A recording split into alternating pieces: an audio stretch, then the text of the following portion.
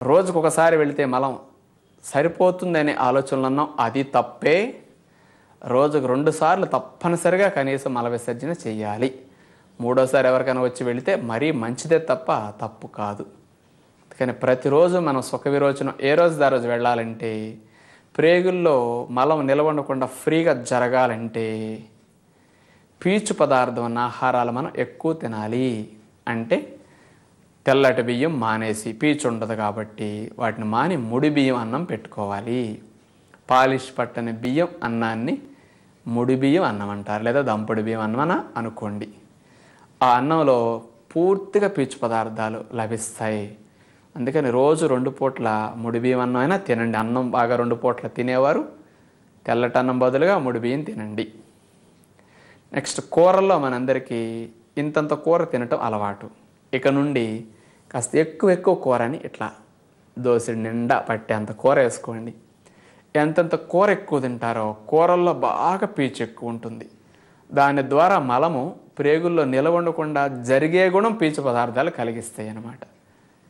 ఆ పీచు పదార్థాలు లోపలికి వెళ్ళాక నీటిని పీల్చుకుని ఉబ్బి ప్రేగులను ఊడ్చుకుంటూ చీపుర్లాగా క్లీన్ చేస్తాయి.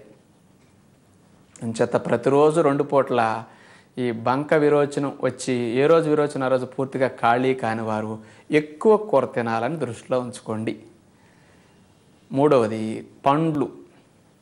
బత్తాయి తొనలు నమిలి పెప్పితో పాటు మింగేసేయండి. కమలా తొనలు మింగేసేయండి. దానిమ్మ గింజలు నమిలి పెప్పితో పాటు మింగేసేయండి. ఇలా ఏ సీజన్లో దొరికే పండ్లు ఆ రోజు బాగా తినడానికి ప్రయత్నం చేస్తే మంచిదన్నమాట. ఇటు కూరలు ఎక్కువ తినాలి, పండ్లు ఎక్కువ తినాలి, ముడి బియ్యం తినాలి. ఆడించిన గోధుమ పిండి తినాలి. రొట్టె తినేవారైతే మధ్యాహ్నం 3-4 పులకాలు కూర ఎక్కువతో. ఆడించిన పిండి మంచిదన్నమాట. గోధుమ పిండిలో పీచు ఎక్కువ ఉంటుంది. ఇలా పెట్టుకుని ప్రతిరోజు తినండి. ఇక ఏ రోజు విరోచనం ఆ రోజు రావాలంటే ఆహారంతో పాటు మనకు అతి ముఖ్యమైన టెక్నిక్ నీళ్ల టెక్నిక్. మంచినీళ్ళు తక్కువ తాగే వరకు మలం కూడా డ్రై అయిపోతుంది. ఎందుకంటే లోపల నీళ్ళు లేక ఆ ఆహారంలో ఉండే నీళ్ళని కూడా మలంలో వెళ్లాల్సిన కూడా ప్రేగులు లాగేసుకుని గట్టిగా జరిగెళ్ళేటట్టు చేస్తుంది అనమాట. ఇంచేత మంచినీళ్ళని ప్రతిరోజు తాగాలి. మల విసర్జన మనకు రమ్మన్నప్పుడు 2 సార్లుగా రావాలంటే మీ అందరికీ తెలుసు. నిద్ర లేచిన వెంటనే లీటరు పావు లీటర్న్నర నీళ్లు పొట్ట నిండా పోసేస్తే నీళ్ల బరువు వెళ్ళి మలం ప్రేగు నెత్తిన పడి ఒత్తుతుందనమాట. దాంతో మలము జరుగుతుంది. నీళ్లు త్రాగిన తర్వాత మన మనసు ఈ పొట్ట ప్రేగుల మీద పెట్టి ఇంట్లో 5-6 నిమిషాలు 4 నిమిషాలు 10 నిమిషాలు అట్లా నడుస్తూ ఇక్కడ కదలికలు గమనిస్తాం. నీళ్ల బరువేలు ఎలా మలాన్ని తోస్తున్నదో మీరు గమనించండి. నరాలు సళ్ళొదులుతాయి, మలము జరుగుతుంది, జాడించి పెద్ద మొత్తంలో ఒక విరోచనం అయిపోతుంది. హాయిగా ఉంటుందన్నమాట. మొదటిసారి నీళ్లు త్రాగి విరోచనం అయిన తర్వాత 1 గంటన్నర గ్యాప్ ఇచ్చి మళ్ళా రెండవసారి లీటరు పావు లీటర్న్నర మంచినీళ్ళు మళ్ళా త్రాగండి. మళ్ళా మనసు పెట్టి 4-5 నిమిషాలు 5-6 నిమిషాలు నడుస్తూ కదలికలు గమనిస్తే రెండో విరోచనం కూడా జరిగి నిన్న తిన్న ఆహారం ద్వారా తయారైన మలమంతా ప్రేగుల్లో ఉన్నది పూర్తిగా రెండో విరోచనలో ఖాళీ అయిపోతుంది. ఇట్లా ప్రతిరోజు ఉదయం 2 సార్లు మనం మల విసర్జన చేస్తేనే తర్వాత రోజు తినడానికి లైసెన్స్ వచ్చినట్లు. ఇది మంచి అలవాటు. ఎవరికైనా సాయంకాలం పూట 5-6 ఖాళీ ఉన్నప్పుడు నీళ్లు త్రాగినప్పుడు కాస్త మనసు పెట్టి బాత్రూమ్ సదుపాయం ఉంటే ప్రయత్నం చేయండి. ఉదయం 8-9 మీరు టిఫిన్ చేసిన జ్యూస్ తాగిన ఈ మలము ఆ టైంలో వస్తుంది. ఆ టైంలో లేరనుకోండి, మీరు 6 భోజనం చేసేస్తారు. రాత్రి 9, 10, 11 ఇంటికి వచ్చినప్పుడు నీళ్లు త్రాగి మనసు పెట్టి మనసును ట్రై చేయొద్దు. అప్పుడు నీళ్లు తాగితే మళ్ళీ మిడ్ నైట్ నిద్దట్లో యూరిన్ వస్తుంది.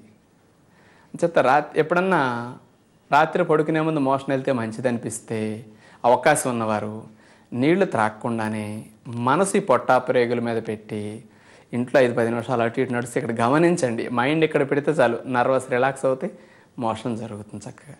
అలా నైట్ ఒకసారి వెళ్తే ప్రొద్దున తిన్నది రాత్రికి వెళ్ళిపోతుంది అనమాట. ఇలా రోజుకు 2-3 సార్లు వెళితే మనిషికి అసలు బంక విరోచనం అనేది జీవితంలో కంటికి కనపడదు. ఫ్రెష్ విరోచనం ఏ రోజు ఆ రోజు వచ్చేస్తుంది. నిలవ ఉంటేనవుతుంది. ఉదాహరణ ఇంకోటి కూడా చెప్పుకోవచ్చు. వాన కురిసిన వెంటనే నేల బాగా పల్చగా నీళ్లతో తడిచిపోయి బాగా రొచ్చుగా నీళ్ళు ఎటు పడితే కదులుతూ అట్లా ఉంటాయి. 1 రోజు గడిచాక చూస్తే బురదగా ఉంటుంది నేల. వర్షం కురిసిన రోజున నీళ్ళు ఎక్కువ ఉన్నప్పుడు బురద అవ్వదు, మనం నడుస్తున్నా వెళ్తున్నా. రెండవ రోజు చూడండి, బంకగా అంటుకోదా మట్టి కాళ్ళకి చెప్పులకి. వాళ్ళు 3వ రోజుకి ఎండకి ఎండిపోయి అంటుకోదు. మీకు ఇప్పుడు చాలా బాగా అర్థమై ఉంటుంది కదా ఈ విషయం. బంక అంటే అదనమాట. వర్షం కురిసిన రోజున నీళ్లు ఎక్కువ ఉన్నాయి కాబట్టి దానికి పల్చదనం ఉంటుంది. 2వ రోజు ఒక 10 గంటలు 15 గంటలు ఎండ తగిలేసరికో ఆ నీరు సగం పోతుంది. ఆ కొంచెం నీరు మట్టితో ఉండేసరికి బంకలాగా అంటుకుంటూ చికటగా నేలంతా ఉంటుందన్నమాట. 3వ రోజుకి ఇంకా నీరు తగ్గిపోతుంది, నేల ఎండిపోతుంది. ఇక టైర్లకు కానీ కాళ్ళకు కానీ చెప్పులకు కానీ ఎక్కడ మట్టి అవ్వదు. అదే రకంగా మలము అని దృష్టిలో ఉంచుకోండి మీరు. అందుచేత ఎవరికన్నా మలములో బంక వస్తున్నది అంటే అది మన అవగాహన లోపమే తప్ప, విసర్జించే విషయంలో జరిగే తప్పే తప్ప ప్రేగుల్లో బంక తయారవటం అనేది ఉండదు. ప్రేగులు అంచమట సహజమైన జిగురు ఉత్పత్తి అవుతుంది. ఆ జిగురు వేరు, మలములో వచ్చే బంక వేరు. ఆ జిగురు ప్రేగుల్లో మలము జరపటానికి అనుకూలమైన ఆరోగ్యకరమైన జిగురు, అది ఉత్పత్తి అవటం మంచిది. నోట్లో ఊటలాగా మలము ప్రేగులో జిగురు మంచిదన్నమాట. అందుకని మలములో జిగురుకి మనం మల విసర్జన చేస్తే మంచిదని తెలుసుకున్నాం.